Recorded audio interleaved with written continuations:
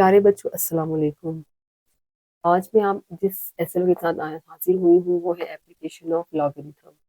तो ये भी बहुत इंपॉर्टेंट क्वेश्चन है और पेपर के पॉइंट ऑफ व्यू से देखा जाए तो ये भी अक्सर पेपर में आता है। ठीक है, तो आपने प्रिपेयर करना है लाजमी। अच्छा, मैंने एप्लीकेशन ऑफ लॉगरिथम में जो एग्जांपल ली है वो है a town has a population of 50,000 people. The population is increasing at an annual rate of 6%. If this growth rate continues, in how many years will the town's population reaches to 100,000? तो ये आपका question है। वो कह रहा है कि initial population जो है 50,000 है, 6% के साथ उसकी ग्रोथ रेट हो रही है। तो अगर पॉपुलेशन 100,000 पर आ जाती है तो कितने ईयर्स लगेंगे कि आपकी जो पॉपुलेशन है वो 100,000 हो जाए। ठीक है, बहुत सिंपल सा क्वेश्चन है। तो इसमें आपने याद रखना है कि आपको पॉपुलेशन ग्रोथ फार्मूला मालूम होना चाहिए। सही है। मोस्टली वैसे ये जो फार्मूला है वो क्वेश्चन में गिवन कर देते हैं। अगर नहीं किया तो जाहिर सी बात है आपको खुद लिखना है, तो आपको याद करेंगे तो आप लिख पाएंगे। तो आपने फार्मूला एज इट इज याद रखना है। पॉपुलेशन ग्रोथ फार्मूला क्या है? P is equal to P naught E to the raise पर आर टी।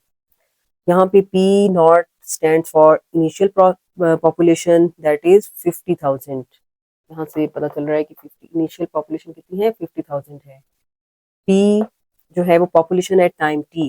टाइम गुजरने के बाद जो पॉपुलेशन होगी उसको वो P से मतलब नोटेशन दी गई है। ठीक है। R का मतलब है R ग्रोथ रेट, जो कि यहाँ पे गिवन है कि 6% है। तो 6% को आप 0.06 लिखें, क्योंकि 6 को आप 100 पे डिवाइड करेंगे ना। 6% कैसे चेंज होता है? डेसिमल में 6 डिवाइड बाई 100 किया है, तो मैंने इसको डिवाइड करने के बाद आंसर लिख दिया 0.06। टाइम जो है वही तो हमें मालूम करना है, टाइम इन ईयर्स है। तो यहाँ से देखें हाउ मेनी ईयर्स कहा था, तो ये टाइम किसमें है? ईयर्स में है, वो आपने मालूम करना है। जस्ट अब बच्चों आपने सिंपली क्या करना है, इस फार्मूला जो आपका पॉपुलेशन ग्रोथ फार्मूला है इसमें आपने वैल्यूज जो गिवन है वो पुट कर देनी है। ठीक है। पी में आप क्या पुट करेंगे? 100,000। पी नॉट में आप पुट करेंगे 50,000। आर में आप क्या पुट करेंगे? 0.06। और टी एज इट इज रखेंगे, वो तो हमें मालूम नहीं है।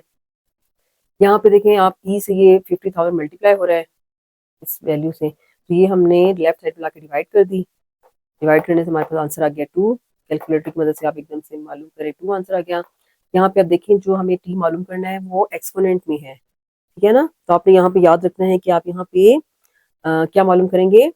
यहाँ पे ई है तो आप नेचुरल लॉगरिथम अप्लाई करेंगे। मतलब अप्लाई करेंगे नेचुरल लॉगरिथम, वो आपकी हेल्प करता है। आप मतलब नेचुरल लॉगरिथम अप्लाई करें, कॉमन लॉगरिथम मालूम नहीं करें, क्योंकि यहाँ पे ई दिया हुआ है ना। तो ये आपकी हेल्प करता है, अगर आप नेचुरल लॉगरिथम करें तो सिंप्लीफाई करने में आपकी हेल्प करता है। तो आपने यहाँ पे applying L N on both side करना है। ठीक है ना। तो यहाँ पे 2 से भी पहले आपने एल एन लिख देना है और इस वैल्यू से भी आगे एल एन लिख देना है। ठीक है बच्चों, एल एन 2 जो है मैंने कैलकुलेटर की मदद से 0.69 लिख दिया, आपने भी लिख देना है। इसके बाद आपने क्या करना है, ये जो पावर, ये जो आप देख रहे हैं ना पावर में है, इसको आप स्टार्ट में लिख सकते हैं। ये लॉ ऑफ लॉगरिथम है कि अगर एल एन अप्लाई किया है और यहाँ पे अगर किसी बेस की पावर है, पावर जो है आप स्टार्ट में लिख सकते हैं। मैंने 0.060 स्टार्ट में लिख दिया और एल एन ऑफ ई ले लिया। अच्छा, यहाँ पे आप याद रखें कि एल एन ऑफ ई जो है उसकी वैल्यू क्या होती है? 1 होती है। तो अगर आप कहते हैं कि क्यों, यहाँ पे मैंने आपको लिखा है कि एल एन ऑफ की बेस क्या होती है? यहाँ पे ई होती है। तो इसका मतलब ये है कि ई की पावर में क्या लूँ कि आंसर ई ही आ जाए। तो वो जाहिर सी बात है, ई की पावर 1 लें तो आंसर ई आता है। तो इसलिए एल एन ऑफ ई क्या होता है? 1 होता है। तो यहाँ पे मैंने टी एज इट इज रख दिया। 1 यहाँ पे आ रहा था, नहीं लिखा, नहीं भी लिखे तो टी 1 सा टी ही होता है।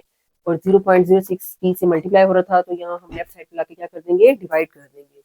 ठीक है बच्चों, तो आपने इसको 0.69 को 0.06 पे डिवाइड करना है, तो हमारा आंसर आ जाता है 11.5।